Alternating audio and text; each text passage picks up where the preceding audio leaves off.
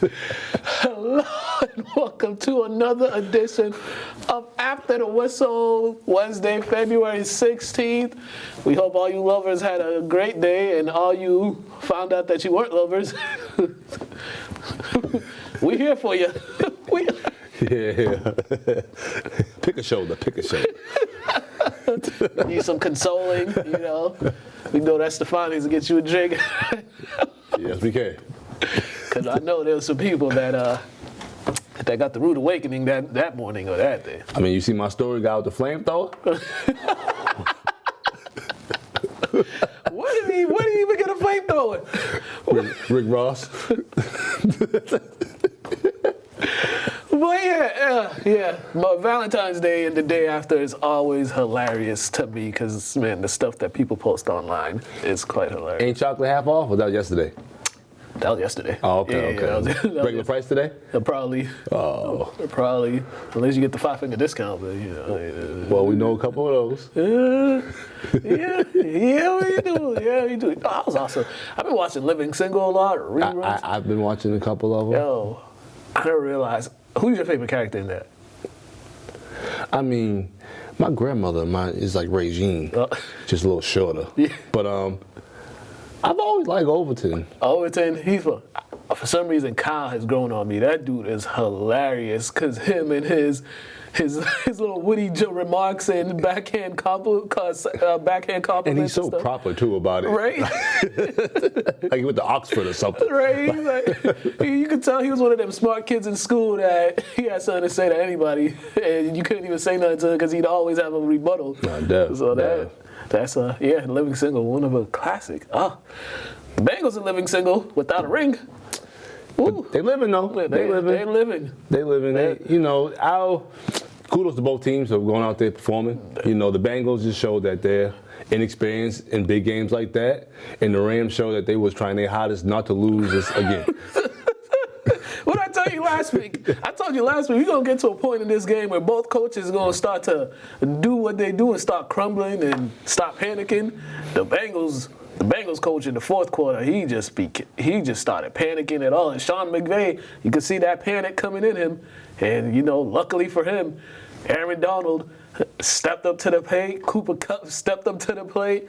Like, the thing with Cooper Kupp is they knew they were throwing him the ball. OBJ's gone. Van Jefferson, he's good, but he ain't that. They knew that was the only person he was going to throw the ball to, and they just let him do whatever you want. We talked about this a couple days ago. Like I was saying, like if you would have had like one of the Hall of Fame wide receivers like a Moss or a T.O., I don't think the production would have been the same just because his stature, he just hard to cover. Yeah. You know what I mean? And he's like, what's he, a quick out guy? Like he just hard to cover. So and then all the maneuvering and stuff, and he's small. So it's just like it was just.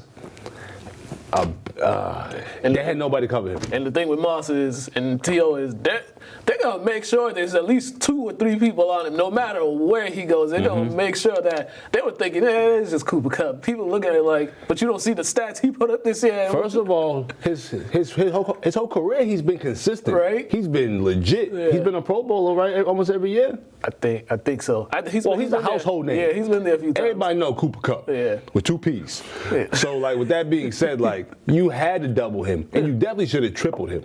You should have just made anybody but him. Yeah, made anybody. And like, my thing in the fourth, they only threw 1 pass to a tight end.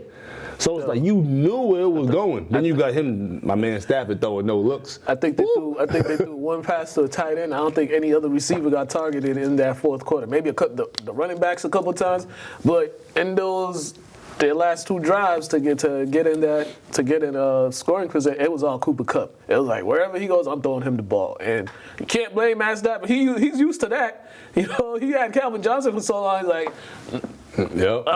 Okay, and too, like we know these are 2 pass-happy offenses. Yeah.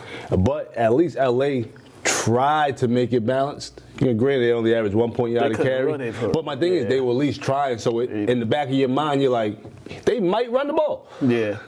Knowing that they shouldn't, and he should have played zone most of the fourth quarter. Yeah, definitely. I think at some point in that drive, they just gave up on the run because they weren't getting nowhere. I think the guys were averaging like 1 or 2 yards per carry. But then this game really turned when Bengals' offensive line was doing great. They were doing great. The game turned. Joe Burrow, he scrambled, he ran, and he was still in bounds. Aaron Donald, little shove. She gave him a shove, rightfully so, because that's what you do. And then the Bengals offensive line, they wanted to provoke him. They provoked him. You really don't. After that, he was just all over the place. They couldn't block him for nothing. And I think there was something like the last 22 or 25 dropbacks. The Rams got at least 10 hurries and pressured him each time, and I think they got like 3 or 4 sacks, but he was sacked 7 times. So. Yeah, that's what I was going to say too. We were talking about that, like how the Rams are having a hard time getting to the quarterback, and we were saying like this game, they might get to the quarterback, but Cincinnati was having a great time getting to the quarterback, and they had a hard time, so it was like they flip-flopped. They basically went back to normal. That's what really happened. Yeah, and then when you're watching the game, you're like, the Bengals really have a chance. They took that lead, that 20-13 lead. Some great pass, so it was a pass interference on the offense, but whatever, they won't call it. But they had every chance to milk it. I think they went for it on a 4th and 1. And got it too. But yeah, they're gonna kick themselves in the foot looking back at that fourth quarter and down the stretch. And especially when in the red zone you go 1 for 3 and all you had to go was 2 for 3. The game's over. Yeah.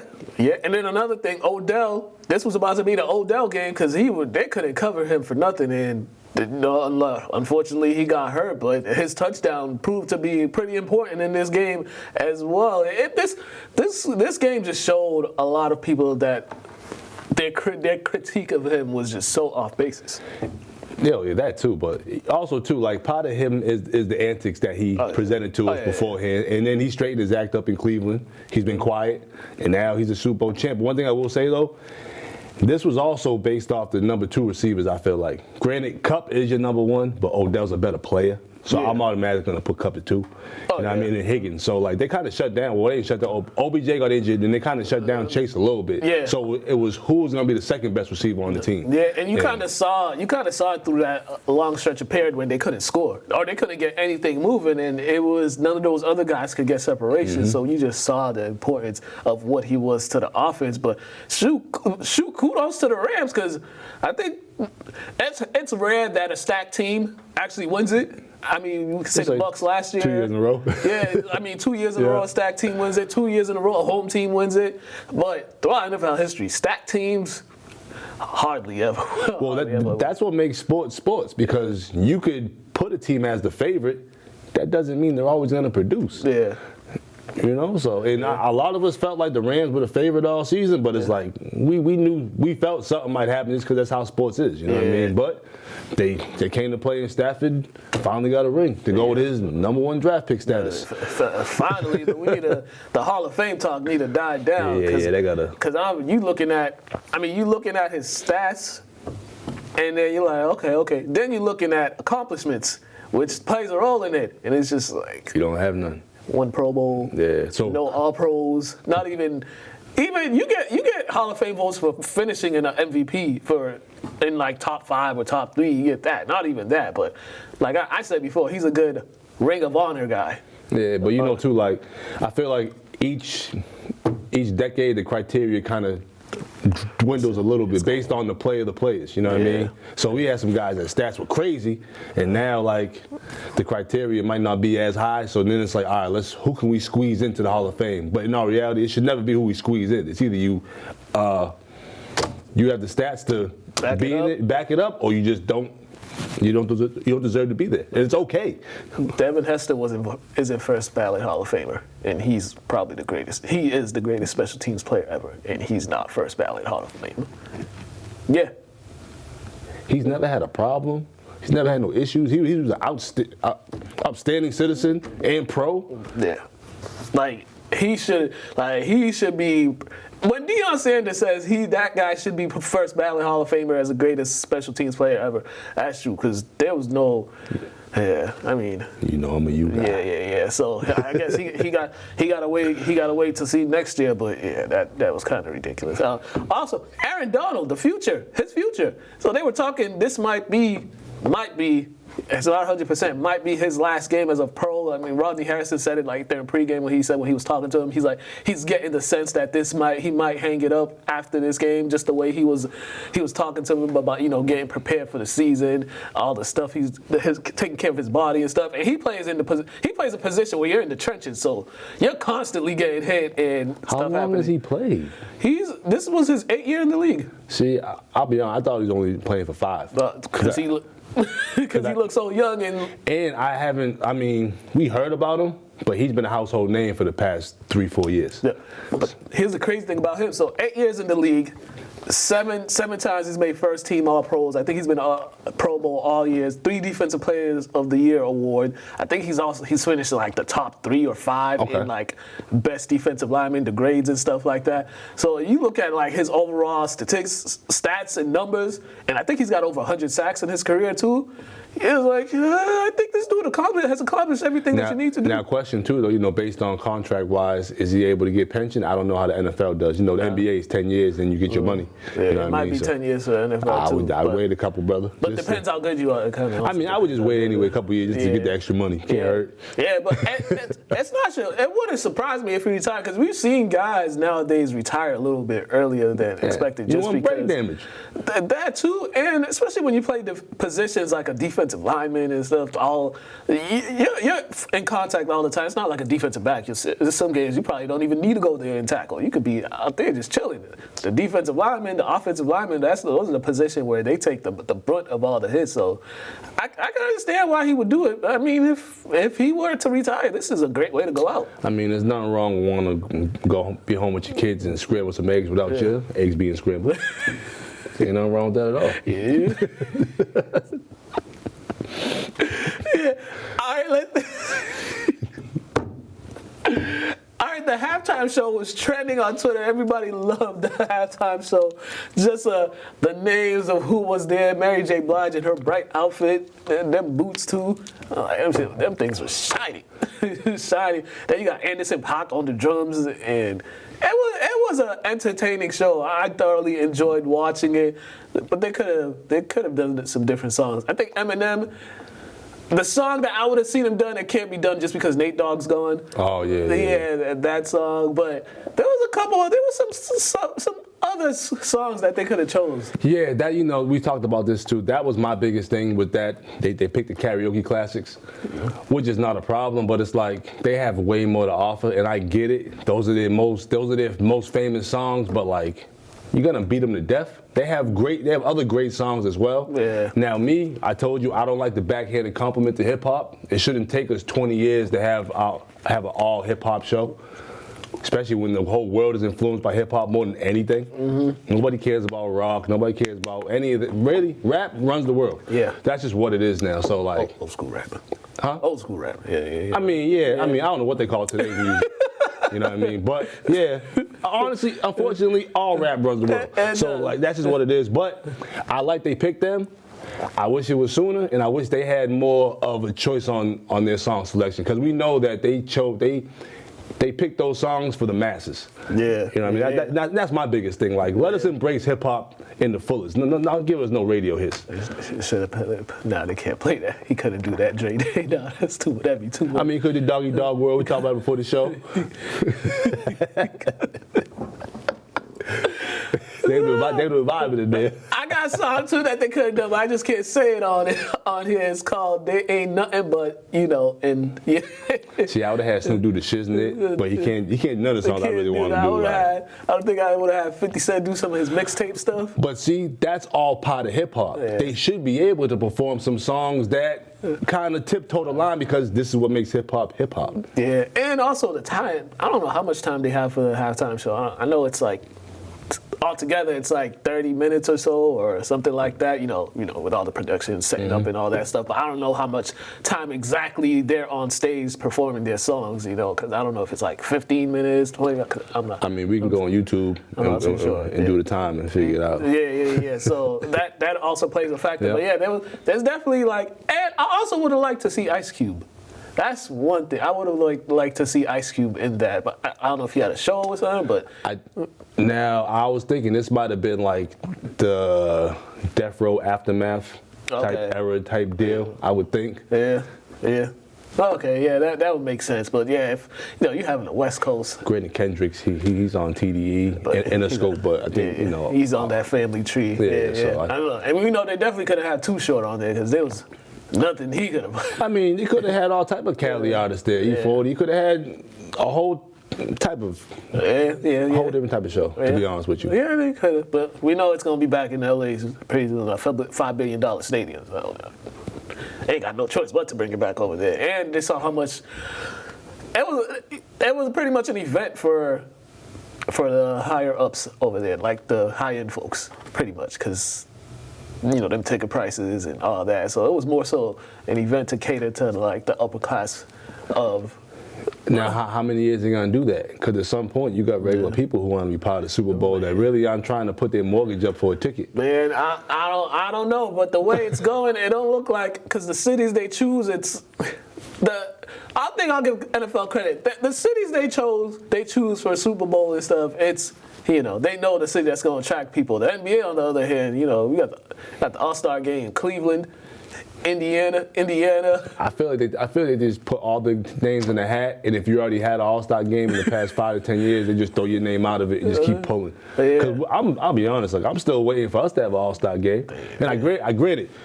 We don't have the most spacious city, but like we got more things to offer than some of these cities, though. They gave us the McDonald's All-American game that one year.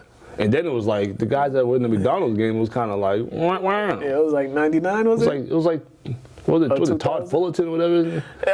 Yeah. He was our representation from Massachusetts. I just don't remember the NBA. I just don't remember the All-American game being here. But I was like, I remember Darius Miles talked about it having here because Paul Pierce was there. So it was Zach Randolph too, was in that. Probably that too. Yeah. It wasn't overall. It wasn't a highly heralded All-American class. Like, they had some guys though. But yeah, they did.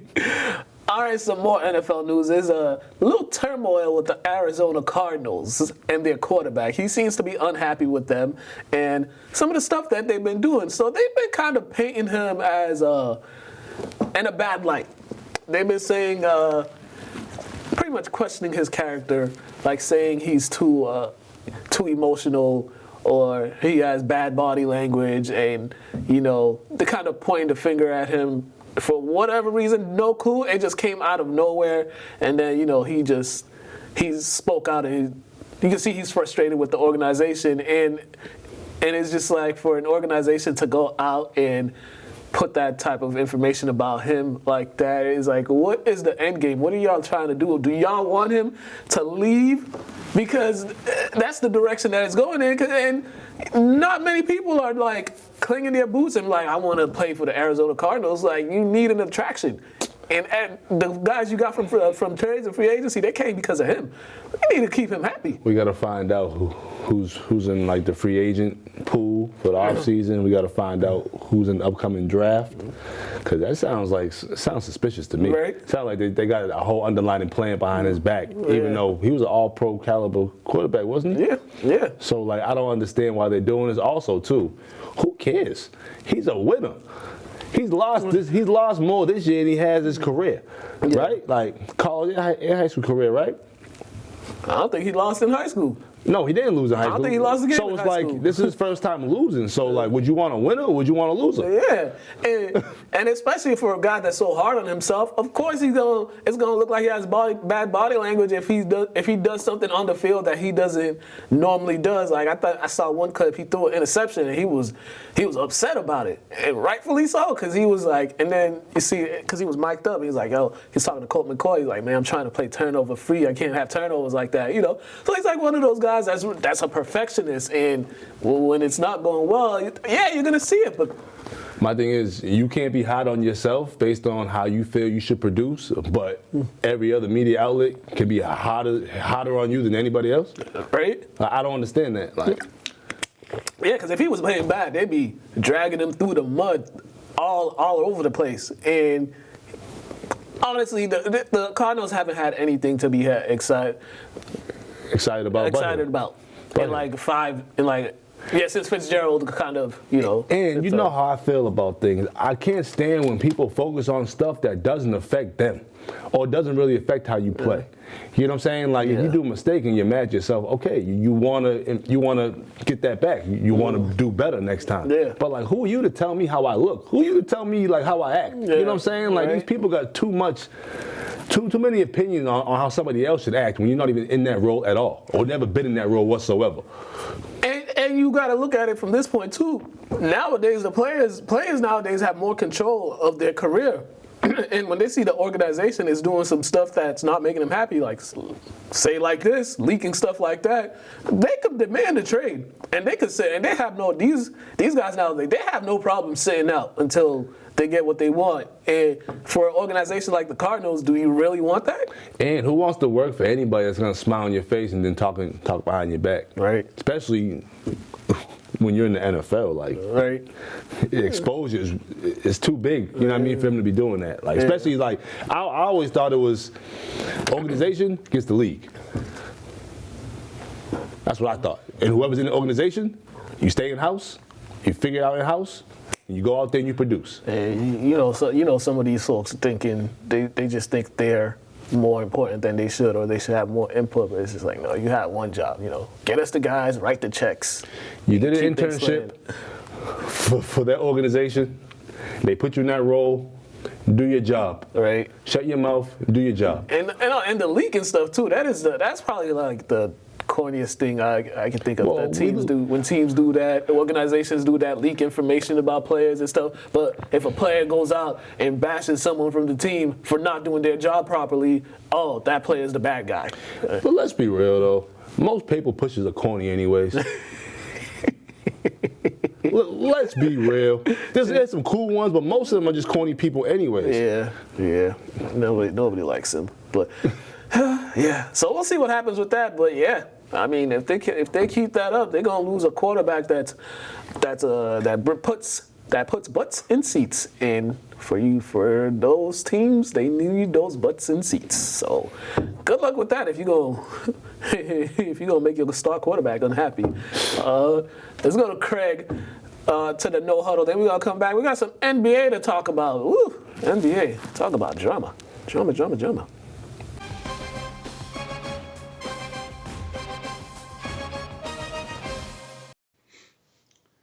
What up, everybody, and welcome once again to No Huddle here on After the Whistle. It's your boy Craig, and I have my Super Bowl recap for you tonight. Let's start off with saying that, once again, greatest postseason in the NFL that I've ever seen in my life. Every single game was super competitive. Every single game had last-minute drama, and every game was completely filled with entertainment. And the Super Bowl did not disappoint. It was just awesome to watch. A lot of pain and suffering. OBJ gets a touchdown, and then injures his knee. Joe Burrow goes out of the game with a knee injury, fights through it to continue finishing the game. Excuse me. It was just fantastic. Cooper Kupp continuing to be amazing. Joe Mixon just tearing up turf. T. Higgins and Jamar Chase doing what they need to do. It was an all-around complete team effort by both sides of the ball. What shocked me the most was the Bengals' ability to not only kind of eliminate the run game, but kind of limit the Rams offense from just taking off. When Odell Beckham was in the game, they still kind of held it down, and then once he came out of the game, made it a little bit easier. But there was a lot of punching. But it was a great game for the Bengals defensively and offensively. I will say this one thing: touchdown number 1 from the Bengals. was not a touchdown. We all saw it. Complete offensive pass interference by T. Higgins, straight grabbing dude by the face mask and ripping him aside in order to be able to be open to catch the ball. Super blatant, but hey, if it doesn't get called, it didn't happen, but it definitely did. And so that's that. The no-look pass from Matt Stafford is getting a lot of attention, and when you watch it, it actually was pretty awesome. And who better to catch the ball but Cooper Kupp? The way he looked off that safety, oh man, that was incredible. Aaron Donald coming up with the last-minute stop to prevent Joe Burrows from moving the ball any further and getting the Rams the ball back on 4th down in order to take the knee to finish the game. Joe Mixon was the biggest surprise to me against that defensive front. He was really able to shred up some turf throughout the whole game. I believe, in my opinion, had they won that game, he might have been in the question for MVP because he was tearing up turf.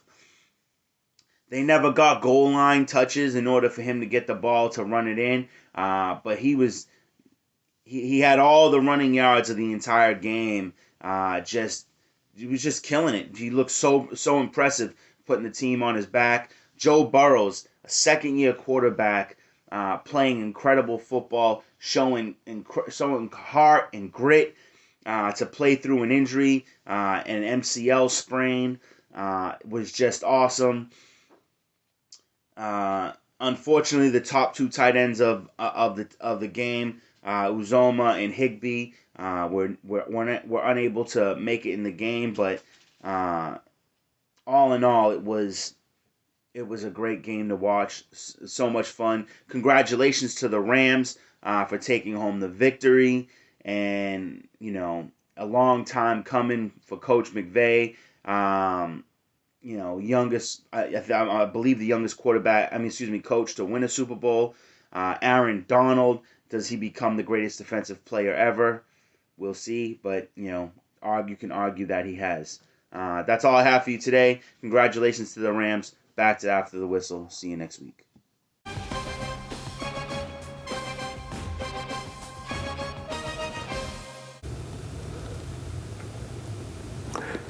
All right, and we are back. As always, after we got off air, that's when everything went down. NBA trade deadline. There were some trades that happened. Tyrese Halliburton. Sorry, I can't pronounce your name. Halliburton. Only half my name is his. Yeah, Halliburton. He got traded. He got traded to the Pacers after the Kings let him go. This is after he put on a thing saying he's loyal to the team, to the Kings, and he found out how unloyal. He's a Cali kid, huh? I think so. I think he's from California. So I don't know what NBA he's been watching. I hope he got social media. When you get paid millions of dollars, only thing you can rely on is the money that's in front of you. Yeah. Don't be putting too much trust in these people because all they need to see is, I don't even know, to be honest with you, but I don't trust these people. And I don't know what the Kings are doing either as well, because he was a good player for them. Had a nice rapport with De'Aaron Fox. So granted, they got some good players in return, but are those guys actually going to stay there after this season? Probably not. So it's. Yeah, I don't. Maybe they'll try to get him back. Maybe so, but I don't know. Yeah, the Kings, they haven't been to the playoffs in years. They just been, Shaq took out his stock in them, and they just seem like they're not going in the right direction. And I'm pretty sure De'Aaron Fox, we won't be surprised if next year he's asking to be let go, because honestly, he needs to leave because he's way too talented to just be wasting his years out there. We saw what happened with DeMarcus Cousins. No different than the NFL. NBA owners and GMs, same standard. Their jobs need to be based on a year or a 5-year basis, or based on production. And then, because the Kings, They sucked for a long time now. Yeah. They need to change something all the way in the attic. they need to do something. Like, they got to change something from the top down, Yeah. like all the way up there. Yeah. That's why I said the attic. So that's just what it is. Like, think about it. Yeah. The Kings have been good since Weber. That was the last time. I think. Cousins, they had a good season with two of Cousins, but they weren't even good. They never made the playoffs. That's my point. Yeah. They'll have some players that can put some numbers up, but they don't win. Yeah, I think the last time they made the playoffs was like 2005. Stojakovic? Yeah. I think it was like Weber's last year there too. So It's 2022. ooh, yeah. 17 years later. Ooh. Yeah, you got to knock at them doors upstairs. Yeah. All right. Okay. So James Harden and Ben Simmons, they pretty much swapped them, and then the Nets also got Seth Curry and who else they get? I forgot. Oh, DeAndre Drummond. Andre Drummond. Okay, this was, good moves for both teams. I'm still kind of if, but for James Harden, it's like, yo, this is, you get sick and tired of people really quickly, and we saw it with Dwight Howard, we saw it with Chris Paul, we saw it with Westbrook. Now we see it here. And it's just like at some point, everybody needs to stop making these excuses for Harden. It's like this dude, there's a consistent trend here with him. You know me, I told you, I don't do the whole like whispering and then denying, never said it. You know me, if I do something, I'm going to tell you to your face. Yeah. That's just how it is with me. So I don't, and it's like, it's all about being accountable, being a man. If you said it, you said it. Like, if you don't want to be, you don't want to be here. Like, you don't have any loyalty to anybody in the NBA. It's your family. Yeah. So in all reality, you do what's best for you. But I'd hate when we always talk about Harden wanting to move and trade, and it's never him saying anything. It's always his team or something and whispering, and then it's like he's not saying anything, and then he's gone. Right. It's like, well, if he's not saying anything, who's he saying something to? And who's speaking for him? Right. Because they don't play for him. Yeah. This is That's all. For him.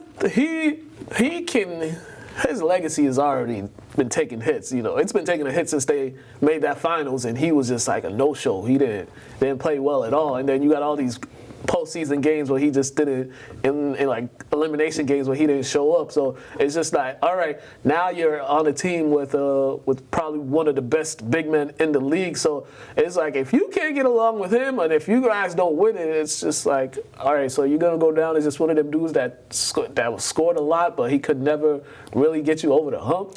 But he did say that Philly was his first destination. So we're gonna see what Harden he puts out there.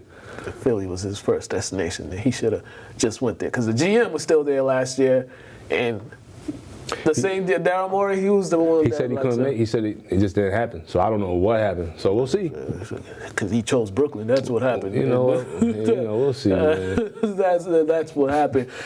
And then now with Ben Simmons over there, he's with the Nets now. Granted, the Nets, whoever they traded, if they traded Kyrie or if they traded James Harden for him, whichever one, it was gonna work anyways because they'd still be a contending team with Simmons and either one of those guys. But it's just like we don't know. Man, Kyrie and Embiid, woo. That would have been showtime. Woo. Jeez Louise. Yeah, it just don't know if he felt it. It just depends if he feels like playing or not. There's still that aspect for him. They have mandates in Philly. I don't know. Mm-hmm. I don't think so. I don't think so. It would have been a good for Philly. It would have been a good move, but one thing about people are very spiteful. Nobody's letting Kyrie go anywhere when there's no mandates. When there's no mandates. And in the East. and it's the East too, so they're like, no, we're definitely not going there. But this move for Simmons, he did that press conference yesterday, which was interesting because he talked about it wasn't mental health really, it was personal issues.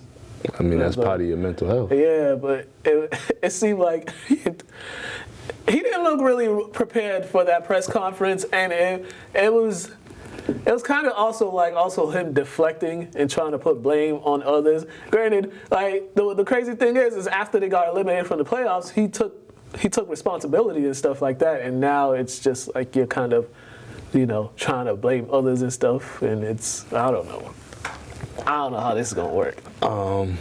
We're just gonna see. Yeah. Because I can't understand people who want from my country. So I just don't know how he's thinking. I'm not gonna lie and act like I know. Like I don't know. Like for you to say don't mind my brush. But for you to say that he took accountability for it, and then a year later is kind of like deflecting. I can't understand that. You know me. All I do is I take accountability. That's what it is. We move on. So I don't understand that. Yeah, and then, now you see him on the bench and stuff. Now he's on the bench traveling with the team. But, in Philly, he wasn't even, like, I think he showed up probably one game or so, I think. And then he took a hiatus and whatnot. Because that will mess with your mental health. You sitting there fully clothed and them Philly fans letting you have it. Yeah. That would definitely mess with your mental health. Yeah, I would say with Ben Simmons is like I understand the whole mental health aspect of sometimes a bad work environment will do that to you, but not when you kind of caused the issues yourself too. When you were part of some of the bad work environment. The only issue people had with him is he didn't want to shoot the ball. That's it. They didn't want to shoot the ball. They didn't ask him to do like between the leg dunks at the end of the game. They didn't ask him to make 5 threes a game. They just asked him to be part of the offense. Just shoot the ball. Take a layup for at least. Oh, he's good for those. Yeah, but he was good for them layups and dunks. Yeah, he was. But he passing layups at that, he got to the point where he was giving up layups. And this all contributes to like people being in control of their destiny. Yeah. So like I understand part of this, but the way they go about it is kind of like, come on, man, like be professional, be a man about stuff, like that's all it is. But the thing you gotta respect Simmons on his levels of not giving a damn. Like he took it to I sent you that screenshot. He was fully all in on not giving a damn about the Sixers, and he was willing to. I mean, he lost like $19 million or so about it. So sometimes that's another life lesson. If you're gonna go all in on something, just go all the way in. Don't be halfway in. Don't put your toe in the water. Just go all the way in, because it probably pays off. And he got what he wanted. So hopefully he just gets in a better place and gets on the court. I mean, because he's still a really, really good basketball player. Yeah, we just want to see everybody put forth the best performance out there. Show all your skills. Yeah. Be the best player you can be. So don't get mad if people expecting more out of you than you expect out of yourself, just because they believe in you. So this generation got to stop getting mad at people challenging you to be great. If you don't want to be great that day, it's okay. But don't get mad if people challenge you to be great. Right. Like, and you're 6'10", 6'11". Come on, man. Come on. And I like Ben Simmons. I like, me, I like every guy in the league. I got no dislike for anybody, but it's all about just how they present themselves. Yeah. Just got to be professional about it. So it's an interesting move. And for the Nets, I think they've lost like 10 games in a row or something like that, too. Yeah. So, I mean, Durant's out. So they need. And regardless of that, too, there's no way your stars hold that much control with your team that you guys can't squeeze out a couple wins, man.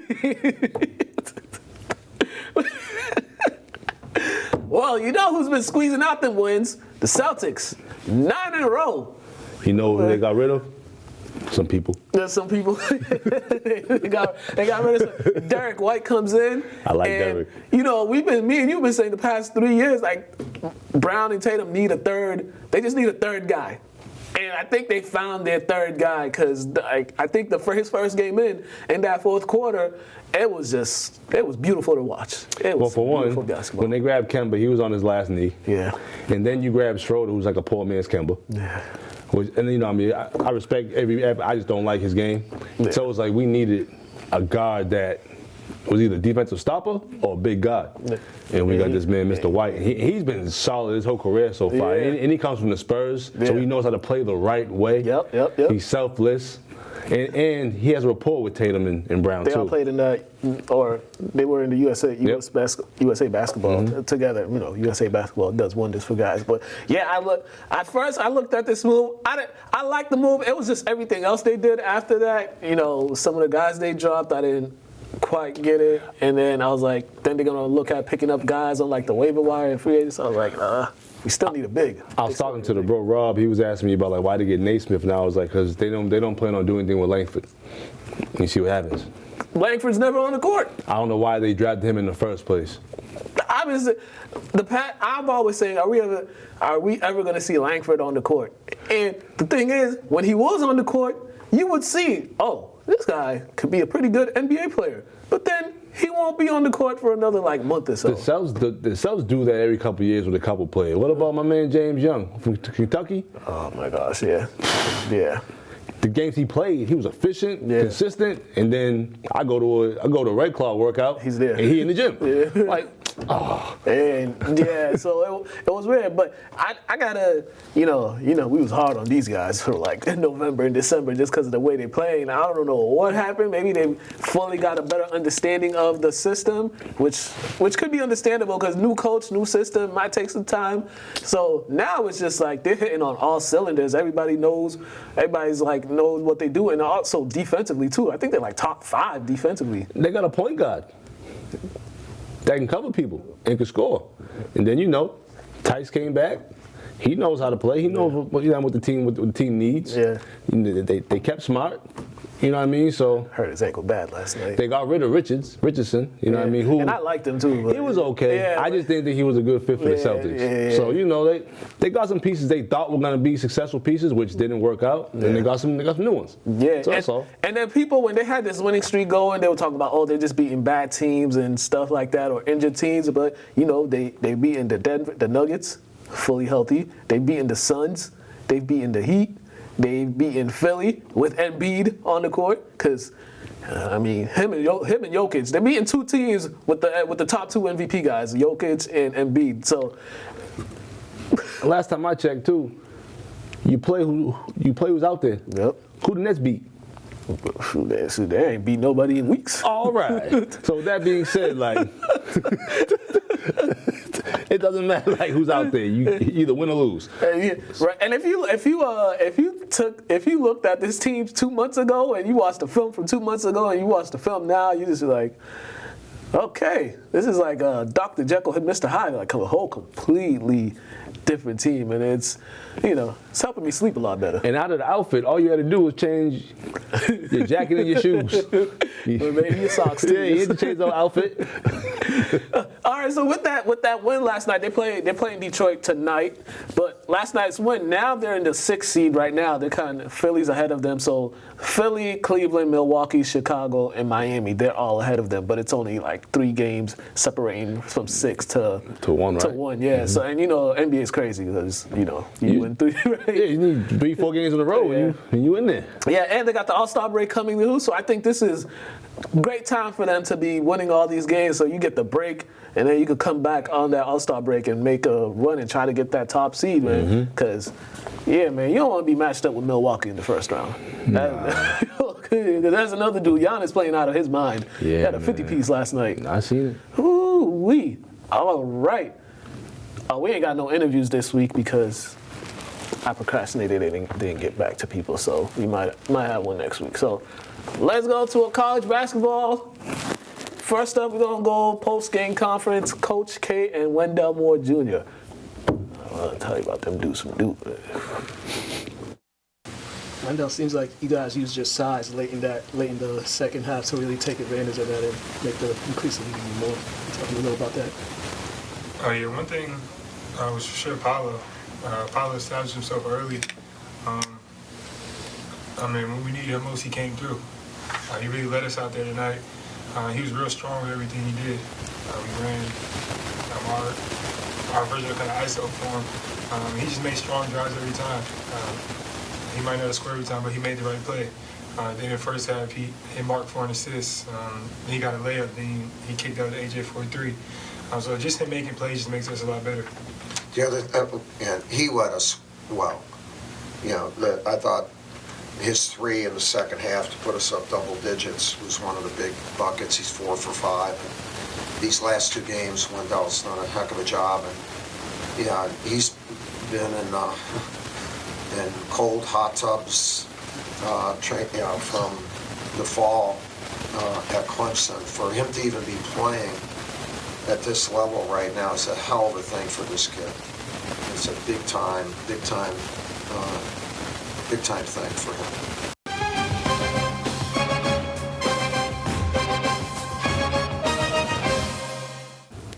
All right. That was cool. They gave Coach K they did a little something for Coach K. They donated to I think some hospital down there in Durham for his mom's foundation, helping underprivileged kids in Durham. Oh, that's dope. I didn't know his mom had a foundation. Yeah, which was cool. I think he started it for her. Okay. After she passed away. Oh, so that's I dope. think they've been doing it he said 17 years, so it was pretty cool. Coach K can talk too. He can talk. You can tell he's soaking all this in. He's enjoying every moment of this kind of farewell tour and stuff like that. It's funny too, so I was leaving the stadium. So when not the stadium, the forum. So when I leave, I gotta go through the back way, and that's where the opposing team, they leave and their bus is right there. So it's kind of you get there, the fans are already out there. They got the barricades and stuff. So I'm just walking. When you walk out, you just see people with lights and stuff like that. So I'm just walking. They think I'm a player. I'm like, no, I'm not. I'm just trying to get to my car. So I was walking towards their bus, and I was like, oh. The dude comes out no, you gotta go this way. He came up to me. I was like, oh, my bad. You ain't have to come at me like that. But it was a Duke contingent was heavy in there. No, that's what's up, man. That was great. And I just like seeing some high quality basketball. Yeah. Which was good for a half. Well, yeah, it was good for a little while, but then, when you play top-ranked teams, they just gonna pull away. Let's go to Coach Earl Grant after the game. He talked a little bit about what happened in that game.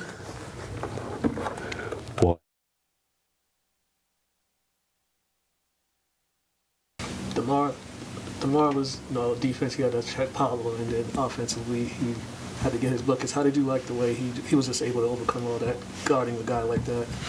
He just had to stay aggressive. He stayed aggressive.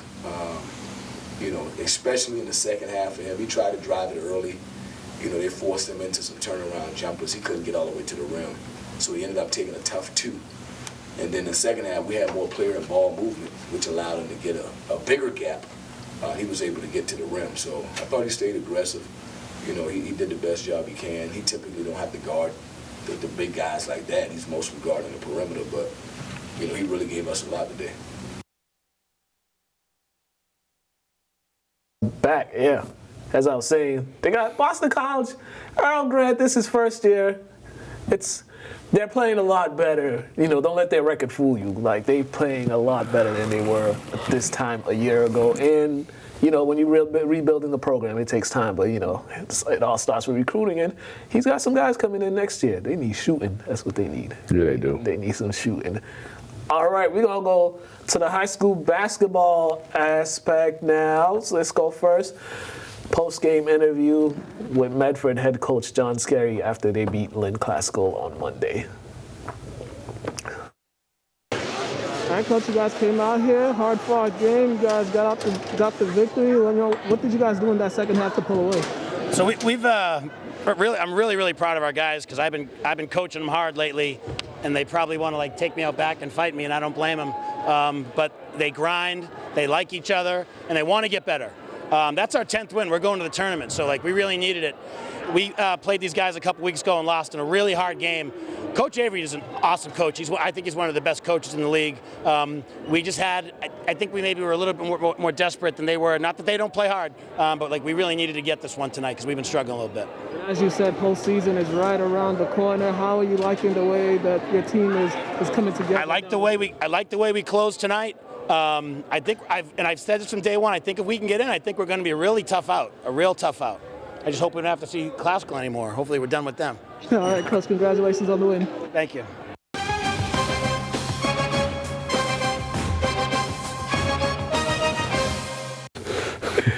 All right, next up we got Anthony and Owen from Medford. Those two, they had a good game.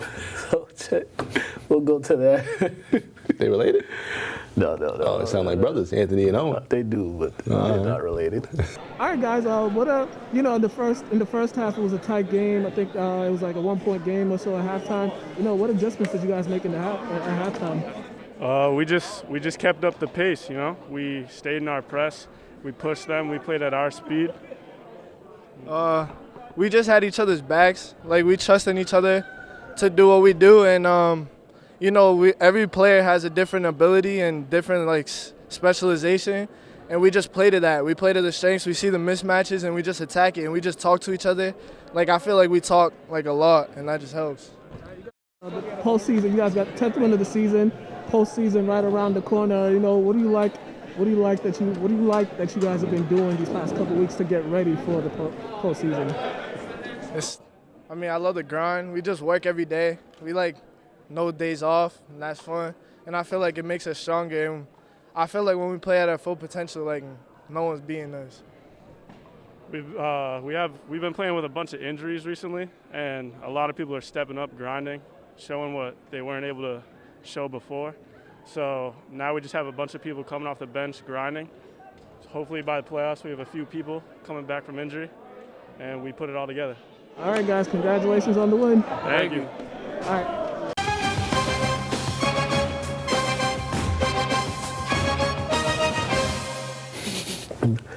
All right, and we are back. We got some highlights. Middle school highlights. First up, Marshall at Pickering on Monday. Check this out.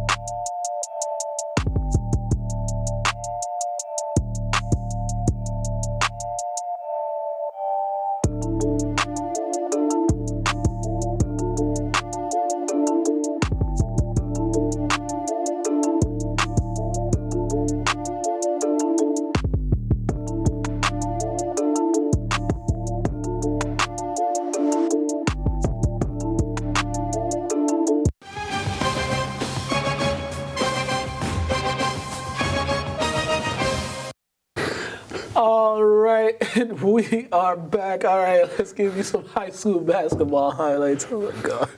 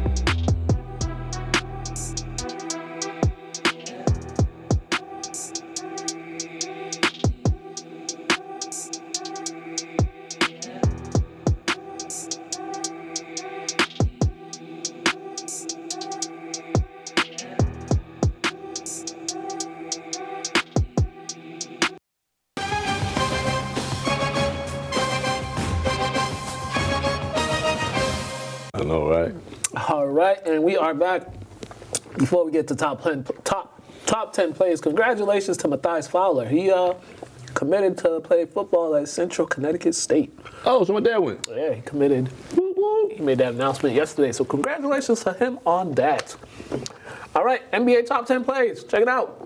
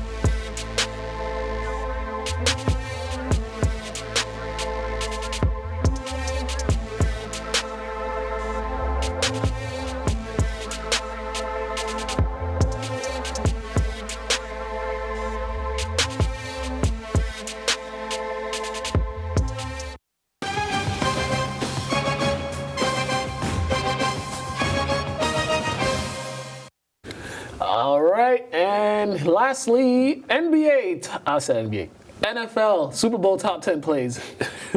last football highlights of the year. Thank God.